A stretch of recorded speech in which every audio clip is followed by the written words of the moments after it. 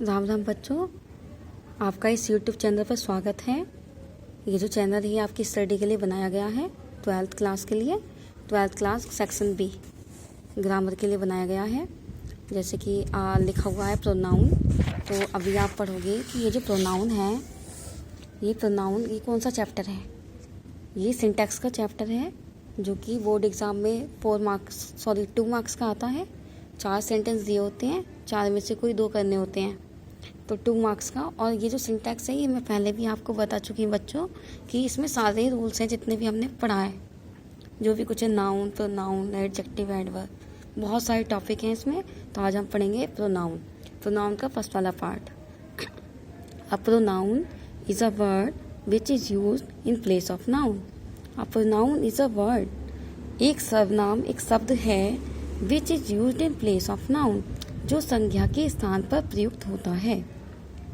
तो डेफिनेशन समझ में आ गई। A pronoun is a word which is used in place of noun, एक सर्वनाम एक शब्द है जो संख्या के स्थान पर प्रयुक्त होता है।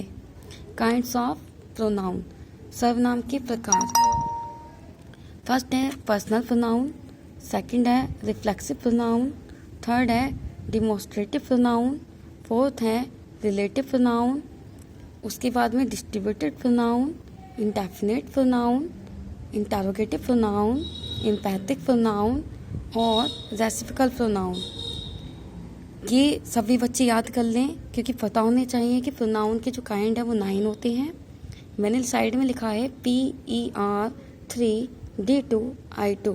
ये मैंने शॉर्ट में लिख दिया है कि P से पर्सनल प्रोनाउन है, E से तुम्हारा एम्पैथिक प्रोनाउन है, R तुम्हारा 3 लिखा है मैंने, तो यानी R से 3 हैं, यानी reflexive pronoun, relative pronoun and reciprocal pronoun. D2 लिखा है डिमॉन्स्ट्रेटिव प्रोनाउन और डिस्ट्रीब्यूटेड प्रोनाउन। I2 लिखा है इंटरोगेटिव प्रोनाउन और इंडिफाइंड प्रोनाउन। तो सभी बच्चे ये याद कर लें, सब पता होना चाहिए कि प्रोनाउन कितने प्रकार के होते हैं और ये क्या क्या है। अब हम फर्स्ट की बात करेंगे। फर्स्ट में है पर्सनल प्रोनाउन। पर्सनल प्रोनाउन के निम्नलिखित फॉर्म्स होती हैं, जैसे कि मैंने यहाँ पे लिखा है, फर्स्ट पे लिखा है मैंने सब्जेक्टिव। देखिए यहाँ पे सब्जेक्ट, यानी ये सब्जेक्ट के स्थान पर यूज़ होंगे तुम्हारे I, we, you, he, she, it और दे। इनका ऑब्जेक्ट लिखा है मैंने यहाँ पे ऑब्जेक्टिव, यानी आई का ऑब्जेक्ट होता है मी। जैसे कि आप देख रहे हैं यहाँ पे आई का ऑब्जेक्ट होता है मी। ऐसी पोसेसिव में होता है माई। अगर ऐसे भी आप नहीं समझ सकते हो तो अपने के लिए, जिसे मैंने कहा कि मैं अपना काम कर रहा हूँ, तो मैं मतलब आई और अपने के लिए आया माई, तो ऐसे ही आई में अपने के लिए माई। और जब हम ऑब्जेक्ट की बात करेंगे तो आएगा मी। ऐसे ही यहाँ पे देखिए पोसेसिव है यानी माइन, पोसेसिव प्रोनाउन हो गया माइन। तो आई, मी, माई और माइन। उससे अगला है वी। ऐसे वी का याद करना है आपको, वी का ऑब्जेक्टिव होता है अस। उससे अगला है पोसेसिव केस होता है आपका अवर, और पोसेसिव प्रोनाउन होता है अवर्स। ऐसे ही आपको ये सारे प्रोनाउंस याद करने हैं। बस इनमें जो मेन आपको ध्यान रखना है सिंटैक्स में, वो ये ध्यान रखना है बेटा कि पर्सनल प्रोनाउन जो होते हैं वो 1, 2 और 3 होते हैं, यानी फर्स्ट में आते हैं आपके आई और वी। जैसे कि यहाँ पे आई, तो मैं लिखूंगी यहाँ पे आई और वी फर्स्ट प्रोनाउन है, ये फर्स्ट पर्सन की प्रोनाउन। ऐसे ही आपका यू आपका सेकंड पर्सन है। ये जो यू है, ये यू आपका सेकंड पर्सन है, सेकंड पर्सन प्रोनाउन। और उससे अगले ये जितने भी हैं ये थर्ड पर्सन में आते हैं। जैसे कि हम डायरेक्ट इंडायरेक्ट में भी सीखते हैं कि जो चेंज नहीं होते, यानी फर्स्ट पर्सन आई और वी है, सेकंड आपका यू है, और बचे हुए आपके सारे के सारे थर्ड प्रोनाउन है। ये आप अच्छी तरह कर लेना, अच्छी तरह समझ लेना। अगला देखिए, हम फर्स्ट पॉइंट की बात करते हैं। पर्सनल प्रोनाउन में लिखा है कि यदि कोई प्रोनाउन या प्रोनाउंस किसी वर्ब के सब्जेक्ट के रूप में प्रयोग किए गए हों तो उसे या उन्हें नॉमिनेटिव केस में रखा जाता है। नॉमिनेटिव केस में मतलब, जैसे मैंने एग्जांपल लिया है यहाँ पे कि her went to Delhi by train. जैसे कि आप जानते हैं कि ये जो हर है, ये हर किसके लिए बताया मैंने आपको, अपने के लिए। लेकिन यहाँ पे जो यूज़ हो रहा है वो सब्जेक्ट में हो रहा है, और सब्जेक्ट में हर का जो सब्जेक्ट होगा वो क्या होगा यहाँ पे सी। तो ये बनेगा she went to Delhi by train. अगला सेंटेंस लेते हैं कि Sarita and me are liking to go there.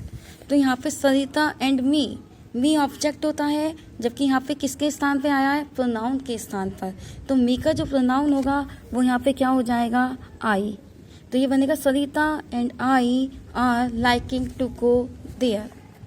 अगला सेंटेंस लेते हैं, अगला पॉइंट हम समझते हैं पर्सनल प्रोनाउन का ये भी कि यदि कोई प्रोनाउन या प्रोनाउंस किसी वर्ब के सब्जेक्ट के रूप में प्रयोग किए गए हों तो उन्हें ऑब्जेक्टिव केस में रखा जाता है। जैसे एग्जाम्पल है the teacher taught they last night. यहाँ पे द टीचर सब्जेक्ट हो गया, टॉट मेन वर्ब की सेकेंड फॉर्म हो गई और दे यहाँ पे ऑब्जेक्ट हो गया। जब ये दे ऑब्जेक्ट है तो यहाँ पे दे नहीं आएगा, बल्कि दे का क्या हो जाएगा बच्चों, दैम हो जाएगा। तो ये बनेगा the teacher taught them last night.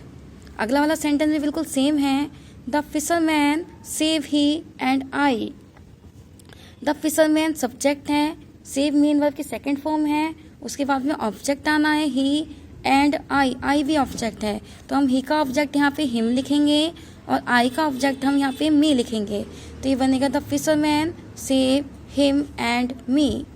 उससे अगला वाला पॉइंट लेते हैं हम, थर्ड पॉइंट है कि लेट अथवा किसी प्रीपोजिशन के बाद प्रोनाउंस को ऑब्जेक्टिव केस में रखा जाता है। कहने का मतलब है कि यदि किसी वाक्य में लेट आया है और लेट के बाद में यदि कोई प्रोनाउन है तो प्रोनाउन को हम हमेशा ऑब्जेक्टिव केस में ही रखेंगे। ये रूल है, वेरी इंपॉर्टेंट रूल है बच्चों ये।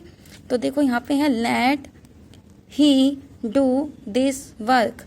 तो यहाँ पे बेटा लेट है, लेट के बाद में प्रोनाउन है और प्रोनाउन यहाँ पे ही है, तो ही का ऑब्जेक्ट हिम हो जाएगा।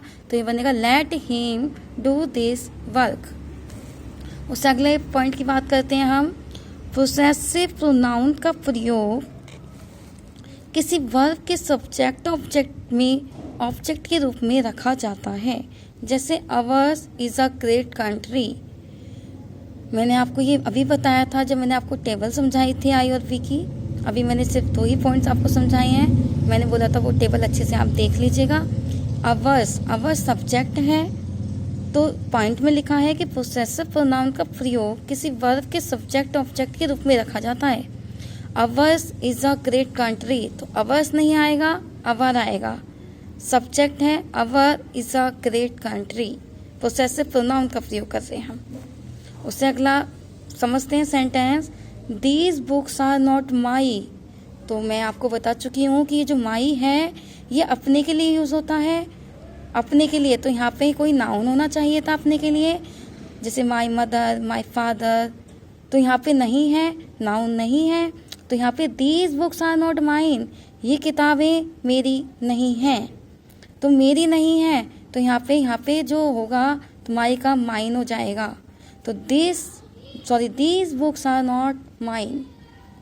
मैं आशा करती हूँ कि आपको ये पॉइंट समझ में आ गया होगा कि यहाँ पे हमने अवर्स के स्थान पे अवर क्यों करा और माई के स्थान पे हमने माइन क्यों करा। अगला देखते हैं पॉइंट। अगला है कि पोसेसिव प्रोनाउन के बाद किसी नाउन का प्रयोग कभी नहीं करते, जबकि पोसेसिव एडजेक्टिव के बाद हमेशा किसी न किसी नाउन का प्रयोग होता है। मैंने लिखा है यहाँ पे possessive pronoun is equal to possessive adjective plus noun. मतलब क्या है समझिए। सेंटेंस लिया मैंने, योर हाउस इज ब्यूटीफुल। ये रॉन्ग सेंटेंस है क्योंकि योर्स गलत है, यह आएगा your house is a beautiful. अभी टेबल में भी बताया था कि तुम्हारा घर सुंदर है, तो योर्स हाउस इज ब्यूटीफुल गलत है, योर हाउस इज ब्यूटीफुल। अगला सेंटेंस है कि yours is a beautiful house, your is a beautiful house. मैंने कहा था योर अपने के लिए आता है, इसके लिए कोई नाउन होना चाहिए, तो यहाँ पे नहीं है। तो यहाँ पे बात किसकी हो रही है, your is a beautiful house, तुम्हारा घर सुंदर है, तुम्हारा घर एक सुंदर घर है। तो यहाँ पे बेटा क्या हो जाएगा, योर। तो योर के स्थान पर हो जाएगा yours, yours is a beautiful house. जैसे कि मैंने लिखा yours is equal to your house, तो आप समझ गए होंगे इस वाले पॉइंट से। मैंने लिखा योर्स बराबर योर हाउस, तो यहाँ पे सेंटेंस का मतलब क्या है योर्स का, कि your house is a beautiful house. अगला पॉइंट लेते हैं ऑर्डर ऑफ प्रोनाउन। काफ़ी इंपॉर्टेंट है, अधिकतर बोर्ड एग्जाम में आता है। जब किसी वाक्य में दो या दो से अधिक प्रोनाउन का प्रयोग हो तब हम सामान्य रूप में जो लिखते हैं 231 की फॉर्म में लिखते हैं। अब आप सोचोगे कि 231 क्या है। 231 है, पहले लिखोगे आप सेकंड पर्सन, उसके बाद लिखोगे आप थर्ड पर्सन, उसके बाद लिखोगे आप फर्स्ट पर्सन। जैसे कि मैं आपको बता चुकी हूँ अभी इस वीडियो में कि सेकंड पर्सन क्या है आपका यू, थर्ड पर्सन आपके क्या है ही, सी, इट, और आपका हो गया आपका नाम, ये सारे थर्ड पर्सन में आते हैं। दे थर्ड पर्सन में आता है, और फर्स्ट पर्सन में होता है बेटा आई और वी। तो आई और वी फर्स्ट पर्सन है, तो ये हमेशा याद रखना आप, पहले सेकंड पर्सन आएगा, फिर थर्ड पर्सन आएगा, फिर फर्स्ट पर्सन आएगा। You comma I and he have to help her sentence है ये। इसमें देखिए प्रोनाउंस आए हैं, जैसे कि लिखा है ऑर्डर ऑफ प्रोनाउन, कि जब किसी वाक्य में दो या दो से अधिक प्रोनाउन का प्रयोग हो तो हम 231 की फॉर्म में ही लिखेंगे प्रोनाउंस को। तो लिखा है मैंने you, I and he have to help her, तो सबसे पहले मैं लिखूंगी यहाँ पे यू, सेकंड पर्सन है, थर्ड पर्सन यहाँ पे ही है, तो कोमा लगा के मैं ही लिखूंगी, एंड उसके बाद मैं आई लिखूंगी। तो देखिए ये 231 फॉर्म में हो गया, you comma he and I have to help her. अगला पॉइंट समझेंगे, जब वाक्य से दोष, भूल, पाप आदि स्वीकारने का अर्थ प्रकट हो तब हम लिखेंगे first, second and third. First person, second person and third person. जब हमसे गलती हो जाती है तो सबसे पहले हम अपने आप को रखते हैं, उसके बाद में हम सेकंड को रखते हैं, उसके बाद में हम थर्ड को रखते हैं। यानी पहले हम अपने को, फिर दूसरे को, फिर तीसरे को। तो यहाँ पे लिखा है I, he and you have committed a sin. सबसे पहले हमने देखा यहाँ पे I comma he and you, तो सबसे पहले मैंने अभी बताया आपको जब गलती होती है तो सबसे पहले हम अपने आप को रखते हैं, यानी फर्स्ट पर्सन यानी कि आई, उसके बाद हम सेकंड को यानी दूसरे को यानी कि यू, और उसके बाद में तीसरे को यानी कि ही। तो ये बनेगा I comma you and he have committed a sin. मैं आशा करती हूँ कि आपको फर्स्ट वाला रूल जो है वो अच्छी तरह समझ में आ गया होगा, पर्सनल प्रोनाउन। अब मैं सेकंड प्रोनाउन समझाती हूँ। यहाँ पे सेकंड है रिफ्लेक्सिव प्रोनाउन। रिफ्लेक्सिव प्रोनाउन होते क्या हैं, जैसे कि my self, our self, your self, him self, her self, it self, them self, etc। अगर कोई आपसे पूछता है कि रिफ्लेक्सिव प्रोनाउन होता क्या है, तो रिफ्लेक्सिव प्रोनाउन क्या होते हैं, my self, your self, etc। अगला समझते हैं हम इसी में।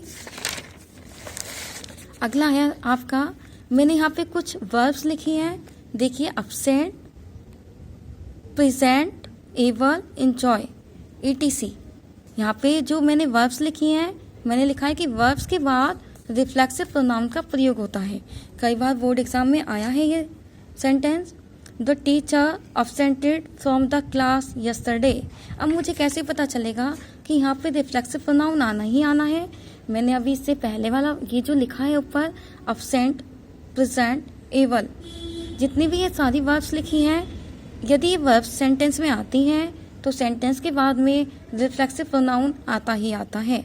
अब हम ये कैसे देखेंगे कि रिफ्लेक्सिव प्रोनाउन कैसे आएगा। देखिए the teacher absented from the class yesterday. The teacher absented, सबसे पहले तो मुझे ये अब्सेंट से पता चला कि यहाँ पे रिफ्लेक्सिव प्रोनाउन आएगा, इसलिए मैंने इसके बिल्कुल तुरंत पास में रिफ्लेक्सिव प्रोनाउन लिखना है। अब मुझे पता कैसे चलेगा कि हर सेल्फ आना है, हिम सेल्फ आना है, इट सेल्फ आना है। जैसे कि देखिए सब्जेक्ट है द टीचर, अब टीचर या तो हर सेल्फ होगा या हिम सेल्फ होगा, इसलिए आप यहाँ पे हर सेल्फ भी लिख सकते हैं और हिम सेल्फ भी लिख सकते हैं, दोनों सही हैं अकॉर्डिंग टू सब्जेक्ट। आई बात समझ में। ये जो सेंटेंस है the teacher absented from the class yesterday, तो ये बनेगा the teacher absented himself from the class yesterday, या ये बनेगा the teacher absented herself from the class yesterday। ये वर्ब्स अच्छी तरह पढ़ लीजिएगा।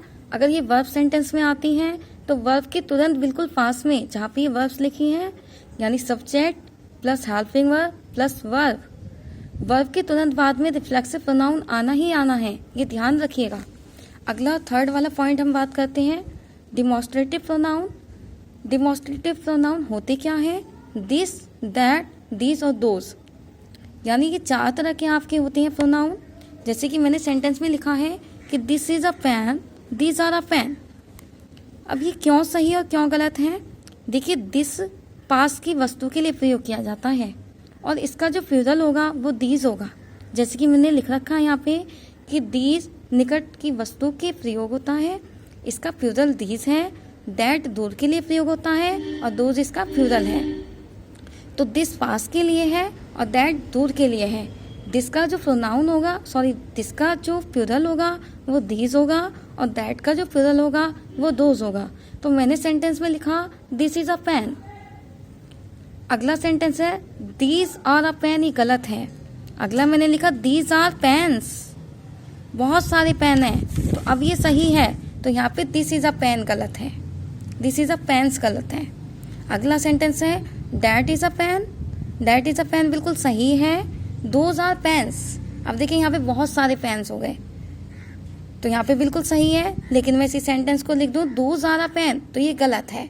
तो आपको ये समझ में आ गया होगा कि दिस और दैट का यूज कहाँ होगा, दिस पास के लिए और दैट दूर के लिए। उससे अगला बात करते हैं हम, उससे अगले है relative pronoun. Very important point है। रिलेटिव प्रोनाउन है कि किसी प्रोनाउन का प्रयोग वाक्य के 2 भागों को जोड़ने के लिए किया जाता है। दोबारा समझिए, रिलेटिव प्रोनाउन होता क्या है। आप ये कॉम्प्लेक्स सेंटेंस में भी बहुत अच्छे से पढ़ोगे बेटा। रिलेटिव प्रोनाउन है कि जिस प्रोनाउन का प्रयोग वाक्य के 2 भागों को जोड़ने के लिए किया जाता है। यानी जब 2 सेंटेंस के 2 भागों को जोड़ोगे तो मैंने यहाँ पे लिखा है हु, हुज, विच, दैट और व्हाट। यानी हमें सेंटेंस को किससे जोड़ना है? इससे, हु से, हुज से, विच से, दैट से और व्हाट से। देखिए यहाँ पे हु, मैंने सबसे पहला पॉइंट लिया है मैंने हु का लिखा है मैंने व्यक्तियों के लिए। हु यानी व्यक्तियों के लिए हम हु का प्रयोग करेंगे। हु के बाद हेल्पिंग वर्ब का प्रयोग करते हैं। हेल्पिंग वर्ब का प्रयोग हु से पहले आए नाउन या प्रोनाउन के अनुसार करते हैं। जैसे मैंने सेंटेंस लिखा है I do not like the boy who have done it. तो I do not like the boy, यानी मैं लड़के को पसंद नहीं करती हूँ, हु हैव डन इट। देखिए यहाँ पे हु किसके लिए आया है? अब आप खुद सोचिए कि हु बॉय के लिए आया है या आई के लिए। तो हु किसके पास आया है? बॉय के पास। और जब हम इसकी हिंदी बना रहे हैं तो मुझे पता चल रहा है कि हु जो बात हो रही है ये लड़के की बात हो रही है, यानी व्यक्ति की बात हो रही है। यहाँ पे आई do not like the boy, who आया लड़के के लिए, तो यानी ये सेंटेंस में रिलेटिव प्रोनाउन है हु। अब हु के बाद जो हेल्पिंग वर्ब होगी वो भी इंडिकेट करेगी उसी प्रोनाउन को, उसी नाउन को। तो यहाँ पे हु के बाद में जो हैव है, हैव किसके लिए आया है? लड़के के लिए। तो लड़का एक है, इसीलिए हैव गलत है। हैव के स्थान पे क्या आएगा? हैज। तो ये बनेगा आई do not like the boy who has done it. उससे अगला बात करते हैं हम होम की। होम, यदि वाक्य से या वाक्य में व्यक्ति के लिए ऑब्जेक्ट के रूप में रिलेटिव प्रोनाउन का प्रयोग करना हो तब हम होम का प्रयोग करते हैं। देखिए मैंने अर्थात में भी लिखा है कि होम का प्रयोग उस नाउन या प्रोनाउन के लिए किया जाता है जो वाक्य का ऑब्जेक्ट होता है। जैसे कि this is the boy that I saw in the market. This is the boy, boy यहाँ पे ऑब्जेक्ट है। दैट, अब हम यहाँ पे दैट का यूज नहीं करेंगे। जैसे कि मैंने आपको पॉइंट में समझाया है कि यदि वाक्य में व्यक्तियों के लिए ऑब्जेक्ट के रूप में रिलेटिव प्रोनाउन का प्रयोग करना है तो मैं वहाँ पे होम का यूज करूँगी। तो यहाँ पे द बॉय है, इसीलिए ऑब्जेक्ट है, ऑब्जेक्ट यहाँ पे व्यक्ति है, तो इसलिए मैं यहाँ पे दैट के स्थान पे हु का प्रयोग करूँगी, होम का प्रयोग करूँगी।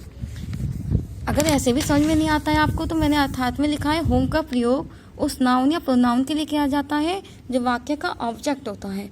तो ऑब्जेक्ट आपको पता चल गया, इसलिए मैंने यहाँ पे क्या लगाया, होम।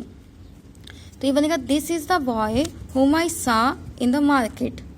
यह लड़का है जिसको मैंने मार्केट में देखा। तो जिसको, किसको, लड़के को। तो यहाँ पे ऑब्जेक्ट में लड़का आया, इस वजह से यहाँ पे मैं इस लड़के को देखते हुए यहाँ पे होम का यूज करूंगी। अगला पॉइंट है यहाँ पे विच। विच निर्जीव वस्तुओं के लिए किया जाता है। निर्जीव वस्तुओं के लिए हम विच का यूज करेंगे। This is the pen what I bought yesterday. तो यहाँ पे सॉरी व्हाट नहीं है, यहाँ पे हु है। This is the pen who I bought yesterday. तो यहाँ पे पेन क्या है, निर्जीव है, इसलिए मैं यहाँ पे हु का यूज नहीं करूंगी। हु के स्थान पे मैं विच का यूज करूंगी। तो ये सेंटेंस बनेगा this is the pen which I bought yesterday. जैसे कि मैंने देखो अभी आपको बताया था कि रिलेटिव प्रोनाउन, जिस प्रोनाउन का प्रयोग वाक्य के दो भागों को जोड़ने के लिए किया जाता है, तो हम सेंटेंस में यहाँ पे क्या कर रहे हैं, दो भागों को जोड़ रहे हैं। लेकिन किससे जोड़ रहे हैं, हु से, हुज से, विच से, दैट से और व्हाट से। और यही आपकी क्या है, रिलेटिव प्रोनाउन। तो हु का यूज आपको अच्छी तरह समझ में आ गया होगा बच्चों। हुज का भी बता दिया मैंने। अब विच का यूज कहाँ करेंगे हम, निर्जीव वस्तु के लिए। आगे हम बात करते हैं दैट की। देखिए दैट और व्हाट मैंने दोनों ही लिखे हैं यहाँ पे। दैट और व्हाट का जो प्रयोग है वो सजीव और निर्जीव दोनों के लिए किया जाता है, परंतु इनके प्रयोग में अंतर है। जैसे कि दैट का प्रयोग हम जानवरों के लिए करते हैं, पशु पक्षी के लिए करते हैं, जबकि व्हाट का प्रयोग हम भाववाचक संख्या के लिए करते हैं। जैसे कि this is the cow what I bot. What में यहाँ पे बेटा स्पेलिंग गलत लिखी है, टी आएगा, सॉरी यहाँ पे टी आएगा। तो देखिए यहाँ पे this is the cow. Cow आपको पता है जानवर है, तो इसीलिए व्हाट के स्थान पे हम किसका यूज करेंगे, दैट का। तो मैं अच्छी तरह समझ में आ गया होगा आपको कि this is the cow that I bought. तो ध्यान रखना कि दैट का प्रयोग हम दो भागों को जोड़ने के लिए करेंगे, और किसके लिए करेंगे, दैट और व्हाट में क्या फर्क है कि दैट का प्रयोग हम किसके लिए करेंगे, दैट का प्रयोग हम करेंगे जानवरों के लिए, पशु पक्षी के लिए, निर्जीव के लिए। देखिए दैट का प्रयोग जो और व्हाट का जो यूज है वो सजीव और निर्जीव दोनों के लिए होता है। बस फर्क इतना है कि दैट का जो यूज करेंगे हम वो पशु पक्षी या जानवरों के लिए करेंगे। देखिए यहाँ पे आई do not understand that you से व्हाट। सेंटेंस में लिखा है कि आई do not understand that you से, सॉरी दैट लिखा है यहाँ पे, तो यहाँ पे भाववाचक है आई डू नॉट अंडरस्टैंड। तो आई डू नॉट अंडरस्टैंड, यहाँ पे दैट को हटा के हमें क्या लिखना है कि व्हाट, क्योंकि यहाँ पे किसका बोध हुआ है, भाववाचक संख्या का। इससे पहले वाले सेंटेंस में यहाँ पे आया था द काउ, इसलिए पता चल गया कि यहाँ पे क्या आना है, दैट आना है। उससे अगले वाले सेंटेंस में आई do not understand that you से, तो मुझे इससे पता चल गया कि सेंटेंस में यहाँ पे क्या आएगा, भाववाचक संख्या का बोध हो रहा है, तो इसलिए मैं यहाँ पे क्या लगा दूंगी, व्हाट। तो ये बनेगा आई do not understand what you से। ये मैं आशा करती हूँ कि आपको ये जो सेंटेंस मैंने करवाए हैं ये अच्छी तरह आपको समझ में आ गए होंगे। अब देख लेते हैं हम आगे। नोट पॉइंट लिखा है बेटा कि यदि वाक्य में सुपरलेटिव डिग्री एडजेक्टिव के बाद किसी नाउन का प्रयोग किया गया हो, तब नाउन के बाद हम रिलेटिव प्रोनाउन के रूप में हमेशा दैट का प्रयोग करते हैं। जैसे कि he is one of the best boy that I have ever seen. मैंने कहा कि यदि वाक्य में सुपरलेटिव डिग्री है, जैसे कि he is one of the best boy, one of the से आपको पता चल गया होगा, एडजेक्टिव यहाँ पे बेस्ट दी है, विशेषता में EST आता है सुपरलेटिव डिग्री में, और उसके बाद यदि कोई नाउन है, यदि उसके बाद कोई नाउन आ जाता है सेंटेंस में, तो क्या करेंगे हम, रिलेटिव प्रोनाउन के रूप में हम दैट का यूज करेंगे।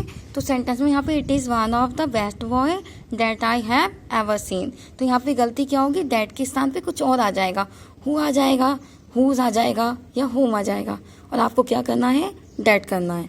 तो he is one of the best boy that I have ever seen. उससे अगला है द सेम प्लस नाउन के बाद रिलेटिव प्रोनाउन के रूप में दैट का प्रयोग करते हैं। जैसे कि दिस इज द सेम आया, द सेम के बाद में यहाँ पे नाउन आया, तो नाउन के बाद में हम रिलेटिव प्रोनाउन का यदि यूज करेंगे तो हम किसका यूज करेंगे, दैट का।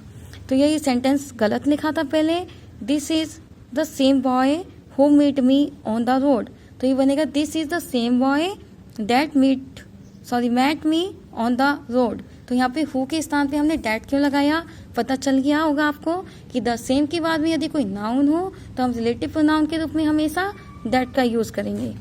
देखिए ये वेरी इंपॉर्टेंट रूल है, अभी मैंने बताया था आपको रिलेटिव प्रोनाउन कि हु, हुज, विच और व्हाट, ये सभी बच्चे ध्यान से रिलेटिव प्रोनाउन का यूज़ करना सीख लें।